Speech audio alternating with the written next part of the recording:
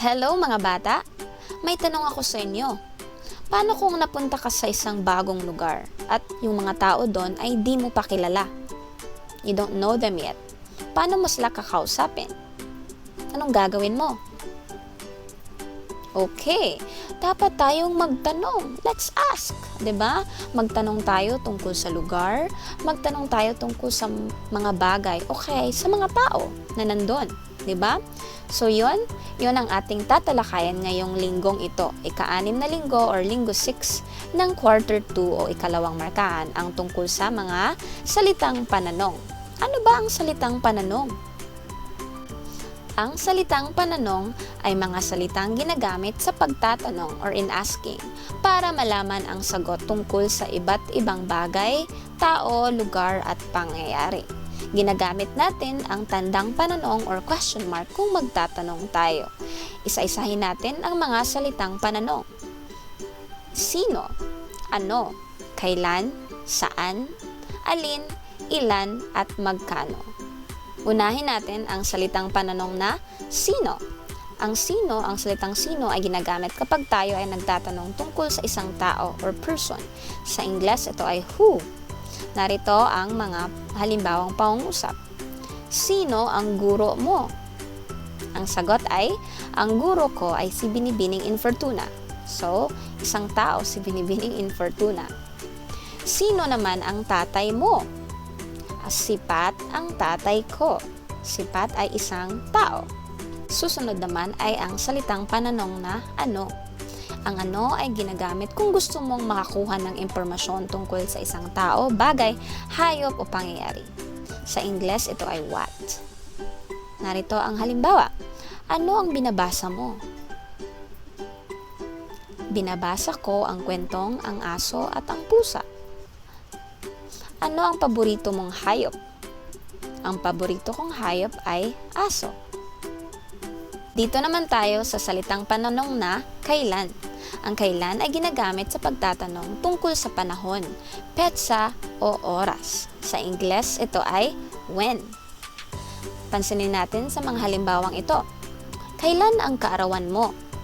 Kailan ang birthday mo? Ang kaarawan ko ay sa 5 ng Pebrero. Ang salitang sa 5 ng Pebrero ay sumasagot sa tanong na kailan. Kailan ang Pasko? Ang Pasko ay sa 25 ng Disyembre. Dito naman tayo sa salitang saan. Ang saan ay ginagamit sa pagtatanong tungkol sa isang lugar or place. Sa Ingles, ito ay where. Narito ang mga halimbawa. Saan ka nakatira? Where do you live? Nakatira ako sa Talamban, Cebu City. Ang Talamban, Cebu City ay isang lugar. So, sumasagot ito sa tanong na saan. Saan ka nag-aaral? Where do you study? Nag-aaral ako sa Paref Southcrest School, Inc.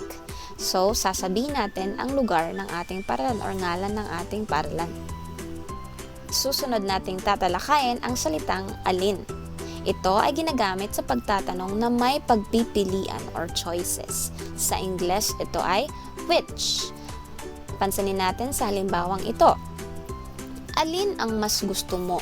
Sampaguita o rosas? Which one do you like? Okay, mas gusto ko ang sampaguita, 'di ba? So may pagpipilian. Kalawang halimbawa, alin ang kakainin mo? Cake o sorbetes? Cake ang kakainin ko.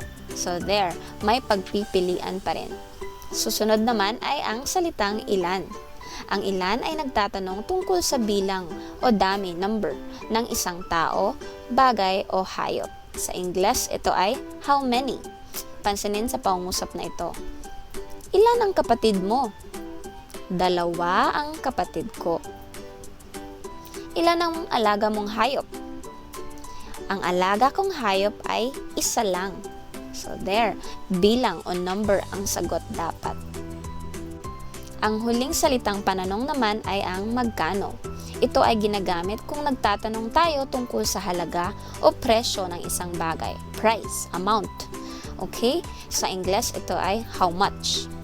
Okay, narito ang halimbawang pangusap. Magkano ang aklat na yan? Ang aklat na ito ay 50 piso lang. 50 pesos lang ang aklat, 'di ba? Paano naman sa pangungusap na to? Magkano po ang bag na ito? 300 ang bag na ito. Yung bag daw is 300. So, yan ang ating isasagot kapag nagtatanong ng magkano. Ngayon, magsasanay tayo tungkol sa mga salitang pananong. May mga questions o mga tanong akong ipapakita sa inyo at sagutan ninyo ha.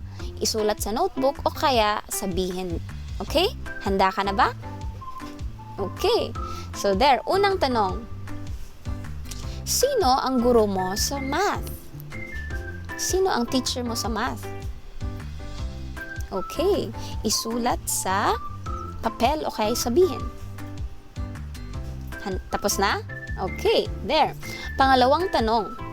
Ano ang paborito mong prutas? Ano ang mga prutas na gusto mo? Or isa lang? Pumili lang ng isa. Meron ka ng sagot? Okay, magaling. Ikatlong tanong. Kailan ang araw ng mga guro? Kailan daw ang Teacher's Day? Alam mo ba? Tapos ka nang sumagot? Okay, ang sagot ay sa ika-5 ng Oktubre, di ba? We celebrated it last October 5. Huling tanong. Alin ang mas gusto mo? Aso o pusa? Which one? Para sa akin, gusto ko ng aso. Oh, meron pa palang isa. Saan makikita ang Chocolate Hills? Nakapunta ka na ba dyan? Anong lugar or saan natin makikita ang Chocolate Hills? Sa Bohol. There, tama, sa Bohol. So girls, ano-ano nga ang mga salitang pananong? Piliin natin sa mga salita dyan. Sa yellow. Okay, ang salitang saan, sino, ilan, kailan, magkano, alin, at ano ay mga salitang pananong. Kaya, tandaan natin girls ha, huwag mahiyang magtanong. Okay, kung kinakailangan. Gamitin natin ang mga salitang pananong.